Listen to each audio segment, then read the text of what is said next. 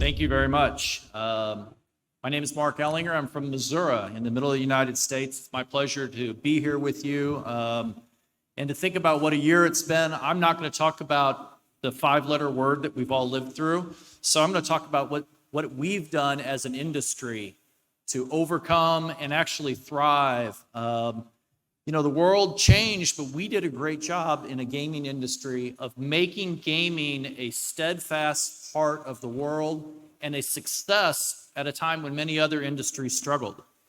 Across the globe, in the United States or in Europe, Asia, iGaming and mobile gaming surged, even when land-based casinos closed. And we think of some of the largest land-based casinos in the world shuttered entirely, but the gaming industry survived.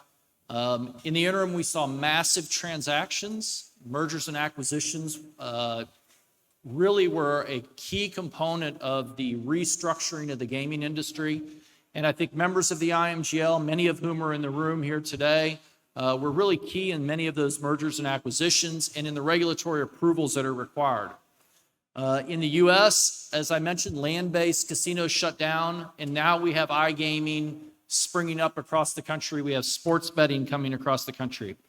We don't want to live through times like we just have, but I think it's really instructive to think about the fact that through the course of those times, our industry has grown and thrived at a time when people maybe gave up a little bit of hope on the success of the industry.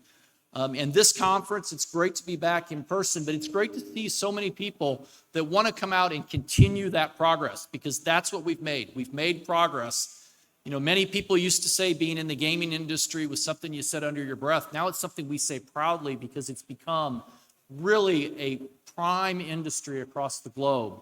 And it's my pleasure as the president of IMGL to lead an organization of gaming lawyers, many of whom, as I said, are here today, but many of whom are members of WH Partners, who have so generously sponsored and put together much of this program today. I do want to thank James Cicluna and particularly Serrana for keeping the trains on track and keeping everything going. What we're going to have now are three what we call IMGL Masterclasses. An IMGL Masterclass is unique. It is a class that is purely presented for the purposes of education. And it's because our organization is unique. The IMGL is an organization of fully vetted expert attorneys. You have to go through an approval process. You have to go through a vetting to become a member. And our mission is education. We want to educate folks on gaming law, on regulatory matters, and use that process to move gaming into the future.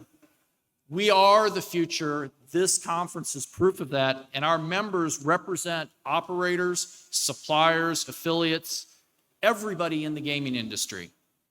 We have members on 6 continents, more than 50 countries, over half the states in the United States, provinces in Canada. And if you have questions, or if you're ever needing a really qualified lawyer and you don't have one, if you do, I would never try to take anybody's business, but there'll be cards out on the table. There's a QR code on the back, and you can scan it and go straight to our directory, or you can go to imgl.org. So as I said, we're going to have 3 master classes today. We're going to start talking about player protection. Then we're going to move into advertising. I think these are issues that cross all boundaries and all borders in gaming. And then we're going to wrap up with an update on a couple of jurisdictions that a lot of people over here that think a lot about and maybe don't know everything that's going on, which is the US and Canada. 2 very exciting jurisdictions that I would say in this scope are what I would call new jurisdictions or developing jurisdictions. It's odd to say that about countries like the US and Canada, but it's very much the case in iGaming. So thank you all for coming. It really has been my pleasure to give this brief set of introductory remarks. I want to get us back a little bit on schedule, so I'm going to ask the next panel to come up, and I'll turn the microphones over to our moderator, Chris Elliott. Thank you.